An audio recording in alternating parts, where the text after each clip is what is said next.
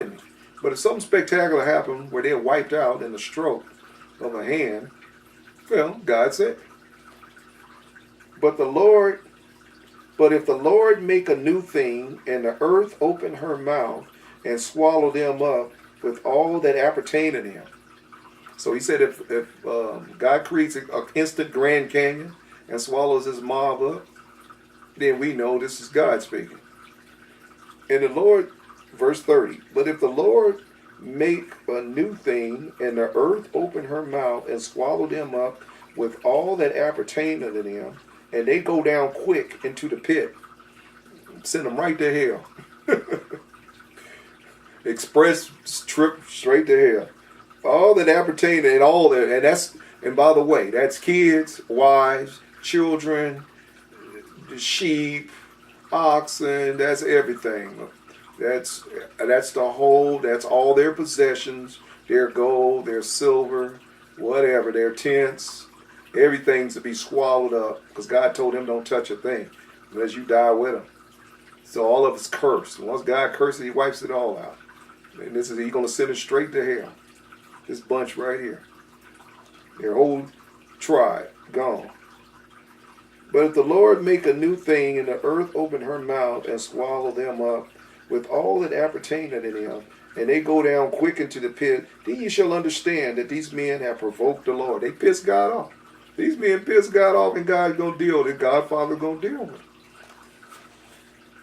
And it came to pass, as he had made an end of speaking all these words, no sooner than he finished speaking,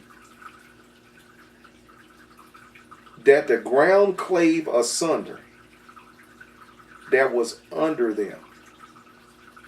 Can you imagine this sight? Put flesh and blood on this. Here you got 250 rebels standing to the left, and Moses and the congregation to the right. And this is in the sight of the whole tribe of Israel. Just 2.25 million people. Get to witness God wiping out a bunch of rebels. The earth opens up, and they go straight down. Like, just imagine a Grand Canyon opens up. That's terrorizing. Or a sinkhole. Imagine a sinkhole. Just a giant sinkhole. And the sinkhole, he said, is going down to the pit. So me knowing God, I bet you that hole, if you was looking there, you probably could see the flames of hell. He made sure. Because the people were screaming as they go down. They and all them appertain to them. Oh, let me start with verse 32. We don't want to skip it. And the earth opened up its mouth and swallowed them and their houses and all their men that appertained unto Korah and all their goods. So we clear. He wiped out everybody and everything. They all that this is verse 30. They and all that appertained to them went down alive into the pit. They went straight to hell express. And the earth closed up on them. Like the earth opened its mouth and closed its mouth. I mean, you don't, hey, touch not God's anointed. Touch not God's anointed. And the earth closed up on them, and they perished from among the congregation. Now, I bet you the rest got in step real quick after that nightmarish experience. And all Israel that were round about them fled at the cry of them. For they said, lest the earth swallow us up also. Because they knew they had some hard-headedness in them too. They probably was pissed off at Moses too. They said, wait a minute. We see what just happened to this rebellious group. We better get our minds cleansed and get out of here unless God think about getting us too. And there came out a fire from the Lord and consumed the 250 men that offered incense. God killed them with fire. Wiped out Korah and his tribe first with the earth swallowing them up, and killed the princes with fire. And there came out a fire from the Lord and consumed the 250 men that offered incense. And the Lord spake unto Moses, saying, Speak unto Eleazar the son of Aaron and the priest, that they take up censers out of the burning, that they take up the censers out of the burning, and scatter down the fire yonder, for they are hollowed. He said, get my sacred censers from those 250 guys. That belongs to the tabernacle. I just killed them that was holding them, but salvage my censers, is what he said. The censers of these sinners against their own souls, let them make them broad plates for a covering of the altar, for they offered them before the Lord. Therefore they are hollowed, and they shall be a sign unto the children of Israel. So he said, take them and make a covering for the altar out of these plates, melt them down, and make it, since they did offer it as an offering, and I rejected it and killed them. But this will be a memorial. When they see them plates, they'll think about rebellion against God's man. Touch not God's anointed. Okay, so we seen with Korah, brother Korah, Deacon Korah and his bunch, what happened to them. So now we'll move on. 2 Kings 2:23. Touch not my anointed. God is not playing when it comes to his anointed. And his anointed not necessarily has to be in the ministry. God can anoint and appoint kings. He gave examples of that in the Bible. When he came up against even a heathen king, he said Cyrus, he anointed and appointed Cyrus as king. And Nebuchadnezzar as well. The children of Israel was trying to overthrow Nebuchadnezzar by aligning themselves with Egypt and Assyria. God said no. He said that's my anointed. Nebuchadnezzar is my anointed. It could be a ruler of this earth. God ain't gonna let you overthrow. He'll wipe everybody out around you before he lets you overthrow him. Because that's he also anoints heathens to rule and reign. So whatever God anoints and appoints, you better respect it. His choice. Now 1 Kings chapter 13. Oh, I got the wrong. It's 1 Kings chapter 13. All right. And behold, there came a man of God out of Judah by the word of the Lord unto Bethel. And Jeroboam stood by the altar to burn incense. And he cried against the altar in the word of the Lord and said, O altar, altar, thus saith the Lord, behold, a child shall be born unto the house of David, Josiah by the name, and upon thee shall offer the priests of the high places that burn incense upon thee, and men's bones shall be burned upon thee. God's mad about them worshiping pagan idols in high places, burning incense. And he gave a sign to the self-same day, saying, this is a sign which the Lord hath spoken. Behold, the altar shall be rent. The altar is going to be torn to pieces. And the ashes that are upon it shall be poured out. Verse 4. And it came to pass, when the king Jehoram heard these sayings of the man of God. Now this is the man of God. God's anointed. Keep that in mind. Which he had cried against the altar of Bethel, that he put forth his hand from the altar, saying, lay hold of him. Told his men, grab him. And his hand which he had put forth against him dried up, so that he could not pull it out again him. God withered his hand, drew it up like a nub. Drew this man's head up for touching God's anointing. Touch not God's anointing. The altar also was rent, and the ashes poured out from the altar according to the sign which the man of God had given by the word of the Lord. And the king answered and said unto the man of God, entreat now the face of the Lord thy God, and pray for me that my hand may be restored. He asked the man of God, now pray for me. I'm sorry I screwed up, should have touched you. Now can you please restore my hand to the full size it was? And the man of God besought the Lord, and the king's hand was restored to him again. And God, the man of God, interceded for God and prayed for him, and God healed him right away. And the man of God besought the Lord, and the king's hand was restored again. So he restored the king's hand and became as it was before. And the king said unto the man of God, come home with me and refresh thyself, and I will give thee a reward. Here you go trying to buy a priest, trying to buy a man of God. And the man of God said unto the king, your money's no good, king. And the man of God said unto the king, if thou wilt give me half thine house, if you gave me half the kingdom, I wouldn't follow you nowhere. Not everybody has a price tag hanging out their ass. It's definitely not the true men of God. I will not go in with thee, neither will I eat bread nor drink water in this place. See, I won't even touch a morsel of bread nor a drop of water in this place. I don't want nothing from you. God sustains us. I don't need nothing from him. For so it was charged me by the word of the Lord, saying, eat no bread, nor drink water, nor turn again by the same way that thou camest. God told me, don't even come the same way, go out a different direction. I got special orders not to eat nothing, drink nothing, go in, do this mission that God gave me to give this message to you, this sign, and get out. In and out like a Doug Maiden. That's what this mission is about. So he went another way and returned not by the same way that he came to Bethel. Now, this is verse 11. Now there dwelt an old prophet in Bethel, and his sons came and told him all the works that the man of God had done that day in Bethel. Notice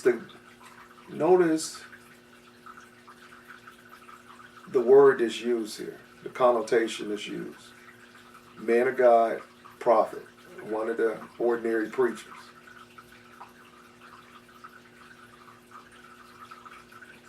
God had done that day in Bethel the words which he had spoken unto the king. See, news travels fast. He says it's a real man of God in town. And this is what he did. Spoken unto the king them and what they told also to their father. And their father said unto them, what way went he? So which way did he go? For his sons had seen what way the man of God went, which came from Judah. And he said unto his son, saddle me the ass. So they saddled, him the ass, and he rode thereupon, and went after the man of God, and found him sitting under an oak tree. And he said unto him, art thou the man of God that camest from Judah? And he said, I am. Then he said unto him, come home with me and eat bread. And he said, I may not return with thee, nor go in with thee. Neither will I eat bread, nor drink water with thee in this place.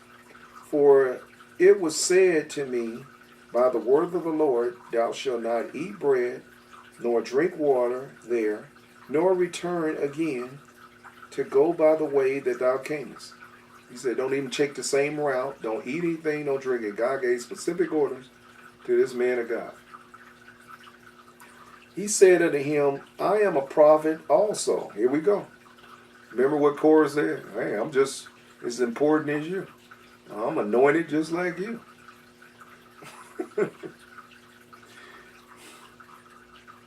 See, God gives this man charge in a dispensation to do something. And you're always going to have these type of people that are going to equate themselves with the mission God gave you, specifically you, ordained you for, to get you sidetracked. And this is what you're witnessing here with their olive oil words. He said unto him, I am a prophet also, as thou art. And the angel spake unto me by the word of the Lord, saying, bring him back with thee unto thine house, that he may eat bread and drink water. But he lied unto him. This false prophet lied unto him to get him off course. Get him off his mission. Now, he had express orders from the Lord. And he's going to listen to a man that had a dream or a vision. They're going to come and get him sidetracked.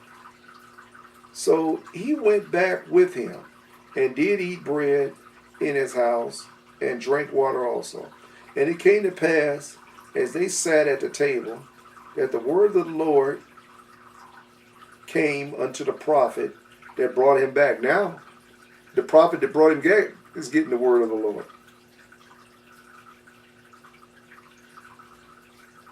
And he cried unto the man of God that came from Judah, saying, Thus saith the Lord, for as much as thou hast disobeyed. Remember what God told Saul, get the teaching, with Saul versus David. And rebellion is as a sin of witchcraft. This man rebelled against the word of God that he got expressed. And listened to this man, and now he's in trouble with God. Thus saith the Lord, for as much as thou hast disobeyed the mouth of the Lord, and hast not kept the commandment which the Lord thy God commanded thee, but camest back and hast eaten bread and drink water in this place of which the Lord say to thee, Eat no bread and drink no water, thy carcass shall not come into the sepulchre, thy carcass shall not come into the sepulchre of thy fathers. And it came to pass, after he had eaten bread, and after he had drunk, that he saddled for him the ass, to wit, for the prophet whom he had brought back. And when he was gone, a lion met him by the way and slew him. God had a lion meet him as he was traveling back and killed him.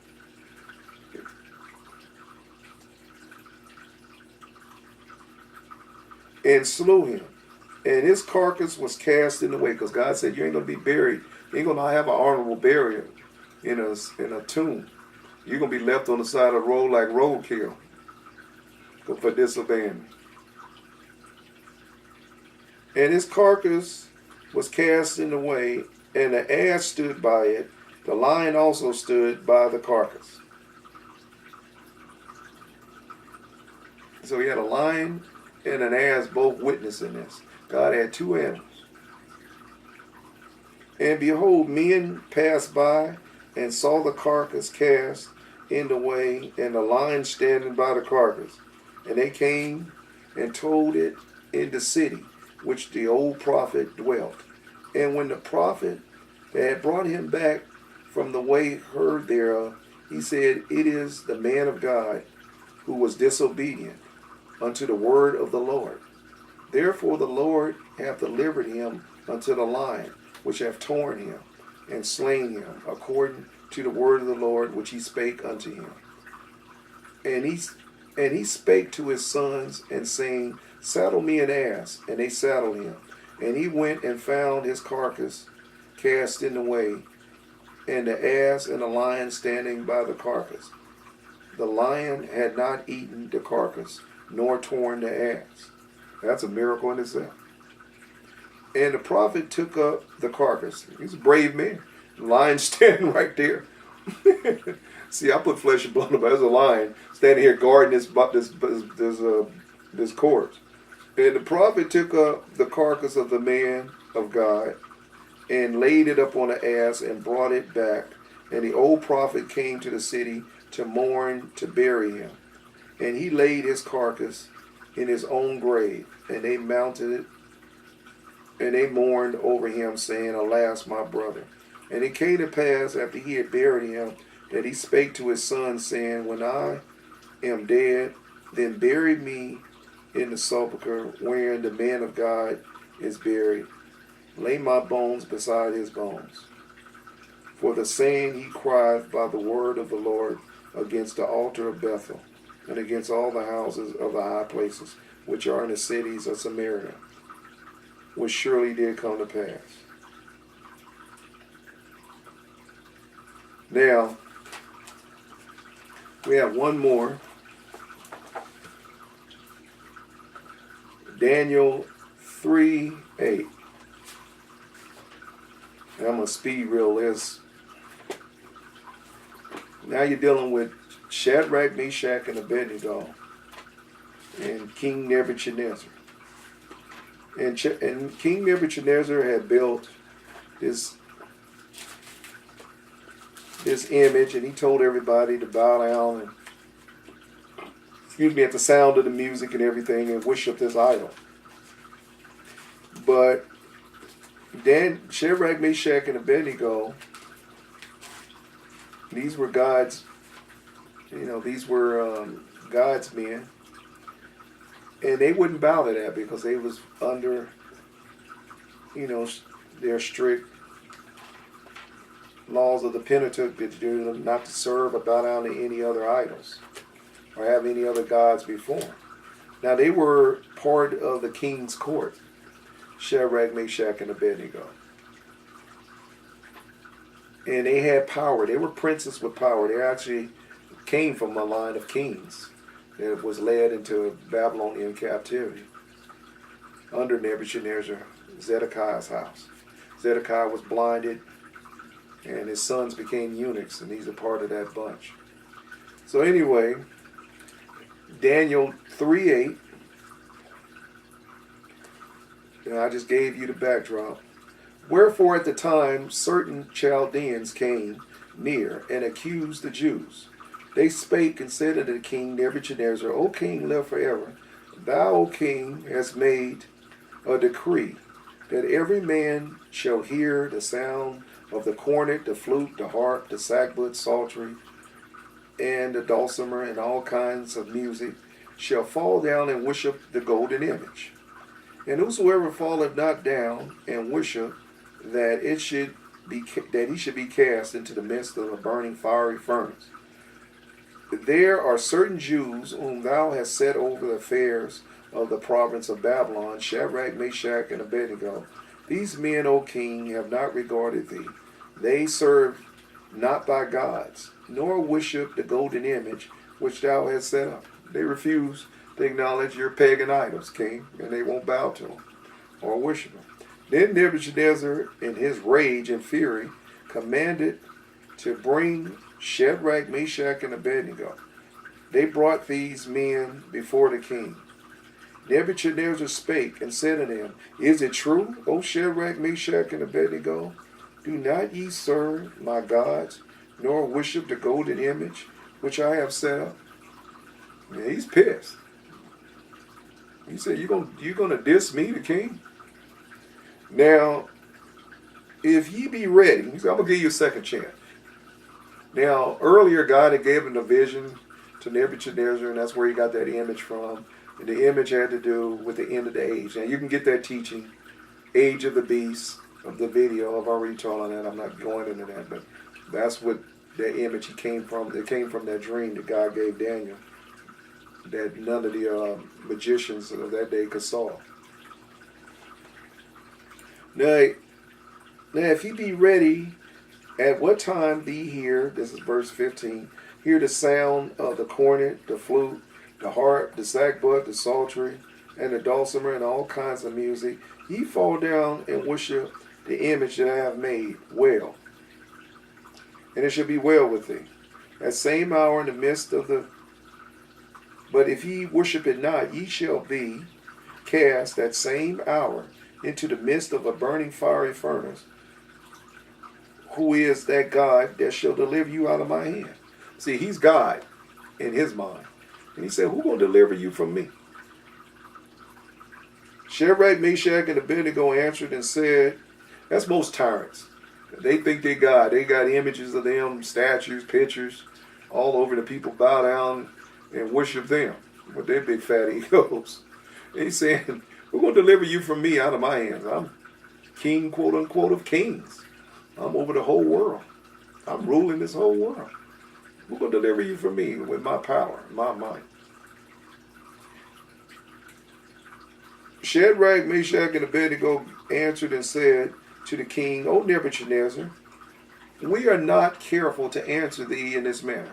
We're not sure how to answer you and not disrespect you, because we respect you. But there's a line that we don't cross.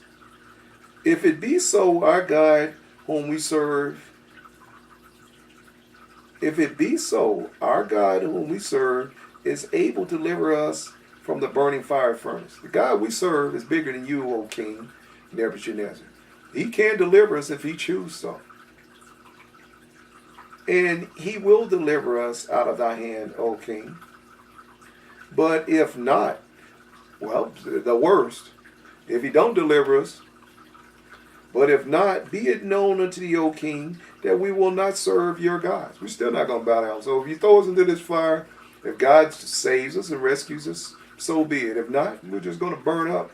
But we're going out in faith, honoring our God and not prostituting ourselves to yours. O King, that we will not serve thy gods, nor worship thy golden image which thou hast set up. Then Nebuchadnezzar was full of fury. I'm sure he was full of demon possession. I think this man was fully possessed. And the form of his visage was changed. That demon leaped out. And they're looking at a pure demon sitting there looking at him. Most of all these leaders, these tyrants, are fully demon possessed. And usually powerful demons. Prince demons. Not ordinary demons. His visage was changed. I think that demon just manifested himself right through Nebuchadnezzar. His visage was changed against Shadrach, Meshach, and Abednego. Therefore, he spake and commanded that they should heat the furnace up 7 times more than it was normally heated. I mean, we won't make this. Tyrants always going to over-exaggerate. When they want to make an example, they're always going to over-exaggerate your death. I mean, they'll use an aircraft carrier gun to shoot you with, rather than a 357. And he commanded the most mighty men that were in the army to bind Shadrach, Meshach, and Abednego. And they cast them into the burning fiery furnace. Then these men were bound in their coats, their hosen, and their hats. He wanted to make sure that they got a good roasted in, so he made sure they, instead of throwing them in naked, he threw them in fully clothed. Their coats, their hosen, and their hats, and their other garments. So they're wrapped tight. And they were cast into the midst of the burning fiery furnace. Touch not my anointed. Therefore, because the king's commandment was urgent, and the furnace exceedingly hot, the flames of the fire slew the men that took up Shadrach, Meshach, and Abednego. So the men that was under special orders, the executioners to kill him, they got killed. Touch not my anointed. The fire was so hot. Then Nebuchadnezzar the king was astonished, and rose up in haste, and spake, and said unto his counselors, because he can look into the fire. You know, he can look right in there and see him, and he's seeing these men bound, but nothing happening. Then Nebuchadnezzar the king was astonished. He was astonished, and rose up in haste, and spake, and said to his counselors, did we not cast 3 men bound into the midst of the fire? They answered and said, O king, true, O king, yeah, we threw 3 men in here. And he answered and said, lo, I see 4 men loose. Now they were bound, but now they're loose. Walking in the midst of the fire. Now it's 4 of them walking in the midst of the fire. Who's this 4th man? And they have no hurt. The fire is not burning them up. They're just walking like it's a walk in the park. And the form of the 4th is like unto the Son of God. This is the epiphany in the Old Testament. God protected Shadrach, Meshach, and Abednego. Touch not my anointed. Then Nebuchadnezzar came near the mouth of the burning fiery furnace, and spake, and said, Shadrach, Meshach, and Abednego, ye servants of the Most High God, come forth, come hither. Then Shadrach, Meshach, and Abednego came forth out of the midst of the fire. And the princes, governors, and captains, and all the king's counselors being gathered together, saw these men upon whose bodies the fire had no power. It didn't burn, it didn't singe a hair. They didn't even have the smell of smoke on them. Glory to God. This is Touch not God's anointed. God want to save you. He could show off in front of any king or principality. No, you're not going to kill my man. I ain't ready for him to die. So this is what I'm going to do. I'm going to make an example. And the whole court got to see it. God's power over this king. Upon whose bodies saw these men, upon whose bodies the fire had no power, nor was any hair of their hair singed. Neither were their coats changed. They didn't even have the smell of smoke or nothing on their clothes. And no smoke in their clothes. The clothes didn't burn, nor the smell of fire passed upon them. They smelled like they just took a shower. Then Nebuchadnezzar spoke and said, "Blessed be to God." I'm sure if you see a miracle like this, it'll convert you to God instantly. Blessed be the God of Shadrach, Meshach, and Abednego, who have sent his angel and delivered his servants that trusted in him and have changed the king's word. Because when the king says something, gave an edict, that was it. It was like God speaking. But God had a contrary to say. And change. He's saying he changed my word as the king. And when my word is given, the orders are given, you're dead. And have changed the king's word and yielded their bodies that they might not serve nor worship any God except their own God. Touch not my anointed. That's it. Now I gave you several examples of those that want to put their hand to God's people, rebel against God's people, say things about different examples. Same thing. Be very careful with God's anointed. God's prophets, God's anointed and appointed, no matter whom they are or who they are. If this message has benefited you, please support with your tithes, offerings, first fruits, streetpriestministry.org. Got a donate button you can hit. Don't rob God. Don't rob God's anointed and appointed. I'm the one you're getting the teaching from. Galatians 6:6 says, you've been taught in the word, communicate material things that want to touch. And I hope this message has benefited you rebels out there that's thinking about it. God bless you. Good day around the world.